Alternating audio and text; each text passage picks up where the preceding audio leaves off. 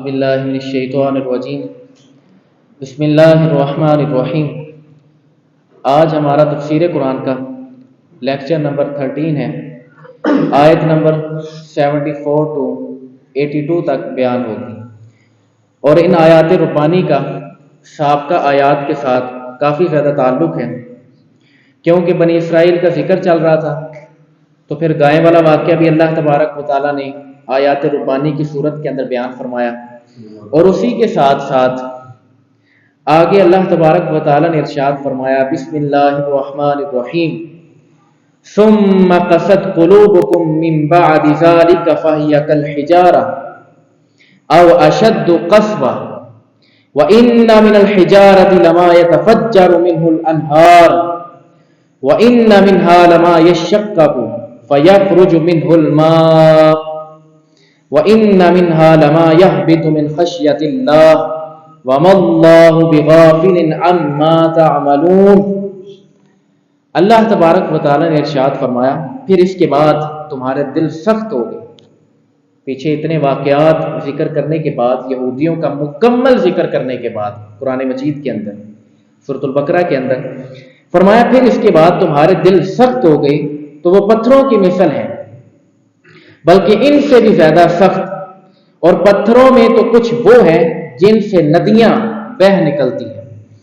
اور کچھ وہ ہیں جب پھٹ جاتے ہیں، یعنی کچھ ایسے پتھر بھی ہیں جو پھٹ جاتے ہیں تو ان سے پانی نکلتا ہے،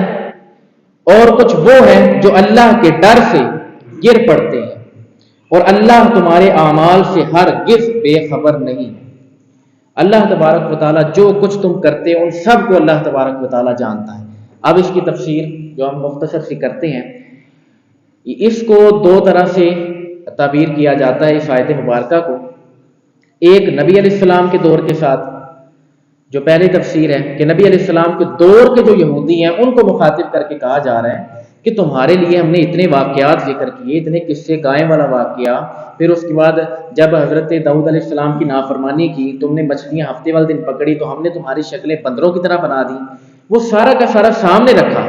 پھر اس کے بعد اللہ تبارک و تعالیٰ نے مخاطب کیا کہ پھر بھی تم لوگ اتنے سخت ہو اور تم لوگ سمجھتے ہو کہ جو ہم اعمال کر رہے ہیں اس سے اللہ بے خبر ہے،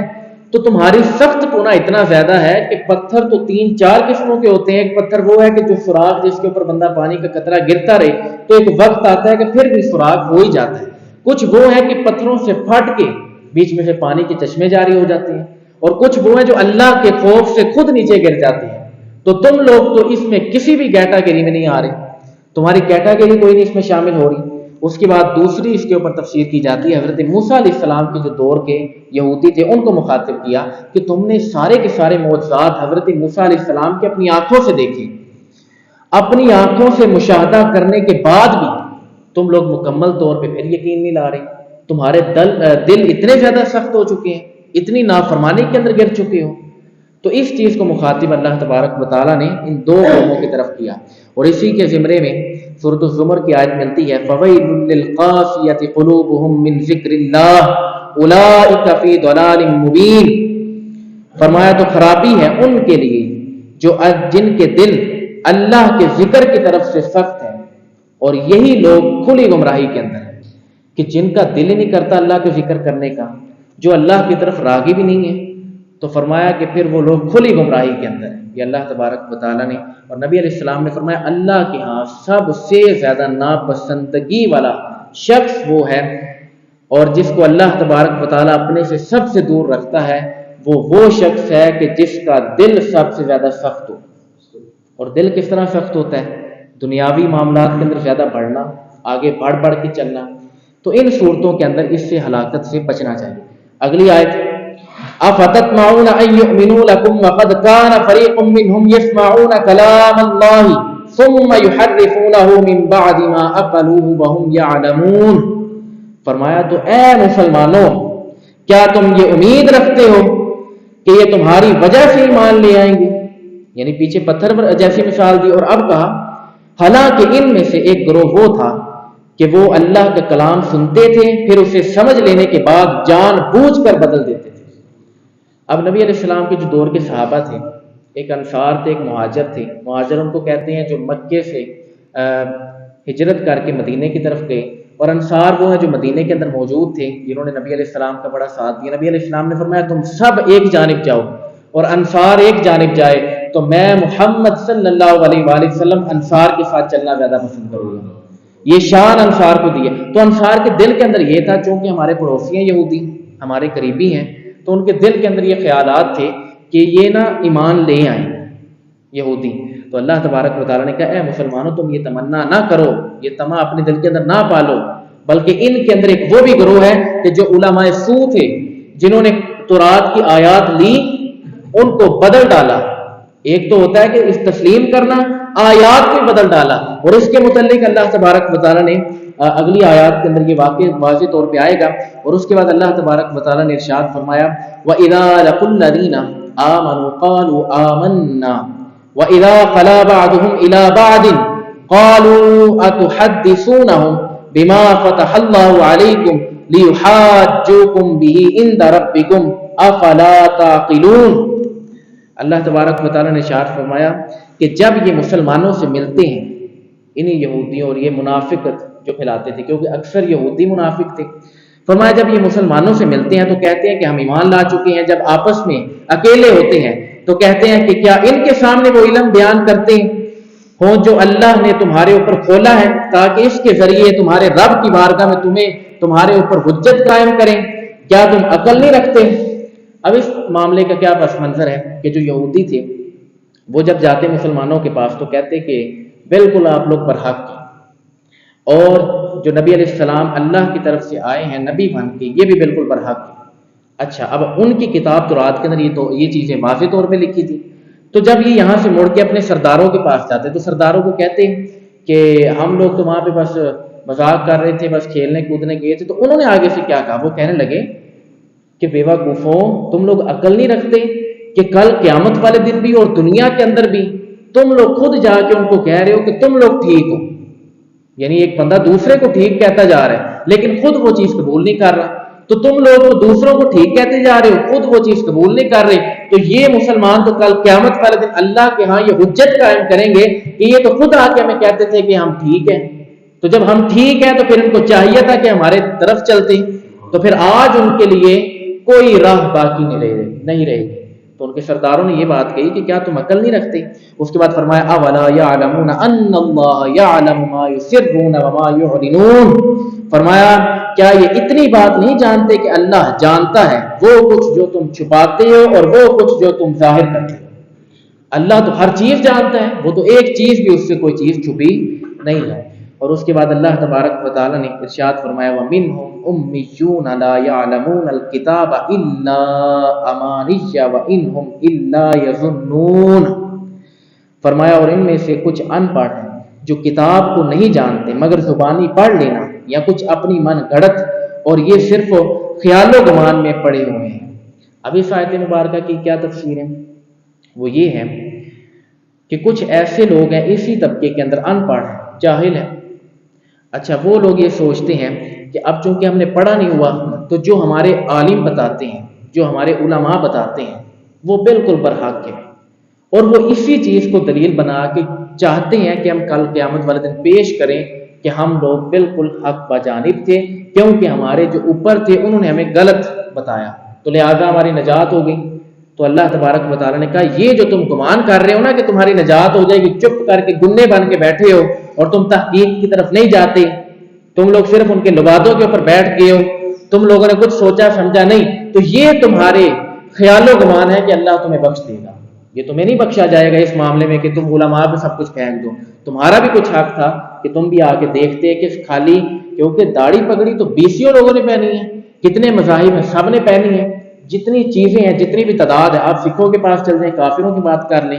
تو انہوں نے بھی یہ کیا ہوا ہے، تو اب کیا وہ حق پہ ہو گئی؟ کیا وہ بات بتائیں گے تو وہ ٹھیک ہے؟ نہیں،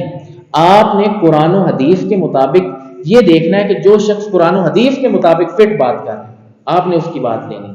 کیونکہ ہمارے لیے حجت یہ ہے۔ ہاں، اس کے بعد مستند علماء، لیکن وہ مستند ہوں، علماء سونا،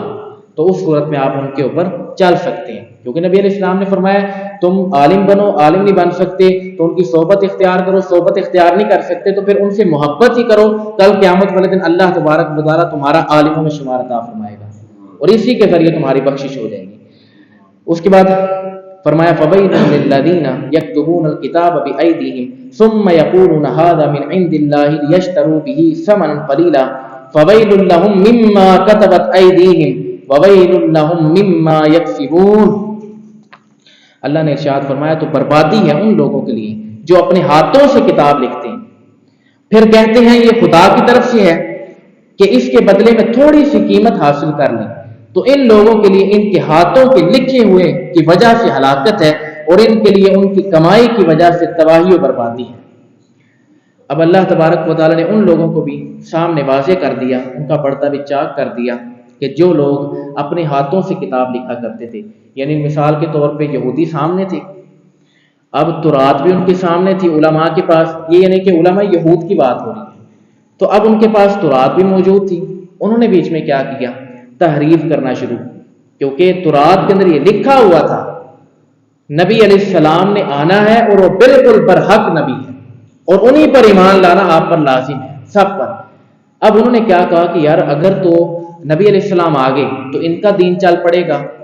اور ہماری جو دکانیں وہ بند ہو جائیں،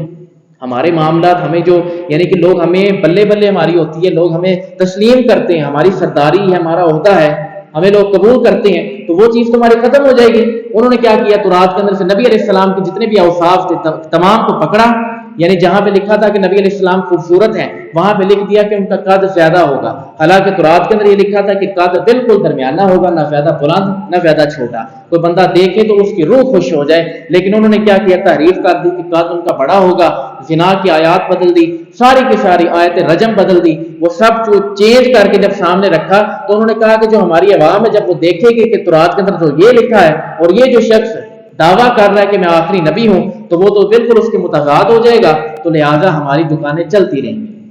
اور اس کے ذریعے ہم تھوڑے تھوڑے پیسے حاصل کرتے رہیں گے۔ تو انہوں نے تو بالکل چھوٹا سا رکھا، اگر یہی مطالبہ نبی علیہ السلام کے سامنے رکھتے، ایمان لے آتے، تو اللہ فرماتا ہے تم اپنا وعدہ پورا کرتے، کیونکہ تم لوگ جانتے تھے، اپنے بچوں اور اپنے باپوں سے زیادہ تمہیں پتا تھا کہ نبی علیہ السلام پر حق ہے، اتنی زیادہ ان کو نشانیوں کا پتا تھا، لیکن پیسوں کی خاطر، چند 2 ٹکے مال کی خاطر انہوں نے بالکل دین بیچا اپنا۔ اگر یہ ایمان لے آتے تو اللہ فرماتا ہے میں تمہیں جنت عطا فرماتا ہوں، تو یہ شانیں ان کو ملتی، لیکن انہوں نے اس چیز کو قبول نہ کیا۔ اور اس کے بعد اللہ نے ارشاد فرمایا وَقَالُوا لَن تَمَسَّنَا النَّارُ إِلَّا أَيَّامًا مَّعْدُودَةً قُلْ أَتَّخَذْتُمْ عِندَ اللَّهِ عَهْدًا فَلَن يُخْلِفَ اللَّهُ عَهْدَهُ أَمْ تَقُولُونَ عَلَى اللَّهِ مَا لَا تَعْلَمُونَ، اور بولے ہمیں تو آگ ہرگز نہ چھوئے گی مگر گنتی کے چند دن۔ اے حبیب تم فرما دو کیا تم نے خدا سے کوئی وعدہ لیا ہوا ہے؟ اگر ایسا ہے تو پھر اللہ ہرگز وعدہ خلافی نہیں کرے گا، بلکہ تم اللہ پر وہ بات کہہ رہے ہو جس کا تمہیں علم نہیں۔ اب انہوں نے کیا بات کی، کہا کہ کوئی بات نہیں، ہمارے آباء و اجداد بھی بڑے ایمان پہ تازہ تھے، تو لہٰذا اگر کل قیامت والے دن ہم جہنم میں جائیں گے بھی تو ہماری تو صرف اور صرف چند دن کے لیے جائیں گے، جتنی دن یعنی کہ ہم نے بچڑے کی عبادت کی تھی، یعنی 40 دن ہمارے آباء و اجداد نے کی ہے، تو لہٰذا 40 دن بس ہم جہنم میں جائیں گے اور وہاں سے پھر ہم واپس آ جائیں گے، بس اتنا سا، پھر اللہ ہمیں جنت میں داخل کر دے گا، بس یعنی کہ اتنا مقدمہ سامنے رکھ دیا۔ اللہ نے کہا کہ تمہارے پاس اگر یہ کوئی چیز لکھی موجود ہے تو لے آؤ، اور اگر ہے تو پھر اللہ اپنے وعدے کا پکا ہے، واقعی میں تمہیں جنت میں داخلہ عطا فرمائے گا، لیکن اگر نہیں موجود، تم نے اللہ پر بہتان باندھا ہے، تو اللہ کا یہ قانون ہے کہ جب کوئی گناہ کا ارتکاب کرتا ہے، گناہ کرتا ہے، اس کے بعد کفر کے اندر بڑھتا جاتا ہے، تو اللہ اس کو سوائے جہنم کے اور کہیں داخل نہیں کرتا، پھر تمہارے لیے ٹھکانہ جہنم ہے اور ہمیشہ کے لیے، کہ تم نے اللہ تبارک و تعالیٰ پر بہتان باندھ دیا کہ اللہ نے ہمیں صرف اور صرف 40 دن کے لیے جہنم میں داخل کرنا ہے، تو لہٰذا کچھ حیا کرو۔ اس کے بعد آج کی ہماری آخری 2 آیات، فرمایا بَلَا مَنْ كَسَبَ سَيِّئَةً وَأَحَاطَتْ بِهِ خَطِيئَتُهُ فَأُولَٰئِكَ أَصْحَابُ النَّارِ هُمْ فِيهَا خَالِدُونَ وَالَّذِينَ آمَنُوا وَعَمِلُوا الصَّالِحَاتِ أُولَٰئِكَ أَصْحَابُ الْجَنَّةِ هُمْ فِيهَا خَالِدُونَ۔ کیا خوبصورت آیت ہے ایمان والوں کے لیے، اور کافروں کے لیے اس میں حیرت انگیز ہے۔ فرمایا اللہ نے ارشاد فرمایا کیوں نہیں، جس نے گناہ کمایا اور اس کی خطا نے اس کا گھیراؤ کر لیا، اس کو گھیر لیا، تو وہی لوگ جہنمی ہیں اور ہمیشہ اس میں رہیں گے۔ یہ پیچھے جتنا ذکر ہوا ان کو اللہ تبارک و تعالیٰ نے نچوڑ یہاں پہ بیان کر دیا۔ اور مزے کی بات بتاؤں، آج ماشاءاللہ ہمارا آدھا اسپارہ بھی مکمل ہو چکا ہے، اور اس کے بعد اللہ نے ایمان والوں کو خوشخبری دی، کہا کہ جو ایمان لائے والذین آمنوا وعملوا الصالحات اولئک اصحاب الجنہ ہم فیہا خالدون۔ فرمایا جو اللہ تبارک و تعالیٰ پر ایمان رکھا، اس کے بعد نیک اعمال کیے، نماز روزہ کسی کے حقوق مکمل کرتا رہا، اپنی زندگی اللہ کی رضا کے لیے گزاری، فرمایا نیک اعمال کیے، تو اللہ تبارک و تعالیٰ ایسے ہی لوگوں کو ہمیشہ کی جنت میں داخل فرمائے گا، اور وہ پوری زندگی وہیں پہ رہیں گے، پھر ان کا وہاں سے نکلنا بالکل محال ہے، وہاں سے نکلیں گے نہیں، اللہ تبارک و تعالیٰ نہیں نکالے گا۔ تو لہٰذا نیکی کی طرف ہماری رغبت ہونی چاہیے، چونکہ پہلے بھی بتایا تھا یہ جتنے واقعات اور جتنے قصے ہیں یہ سارے کے سارے کافروں اور یہودیوں کے لیے تو صرف اور صرف ان کو عبرت ہے، اور ہمارے لیے نصیحت ہے۔ ہمارے لیے یہ ہے کہ ہم اگر اس کو پڑھتے ہیں تو ہماری پرہیزگاری کے اندر اور اضافہ ہوتا ہے۔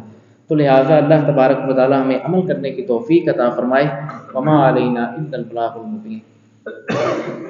آمین۔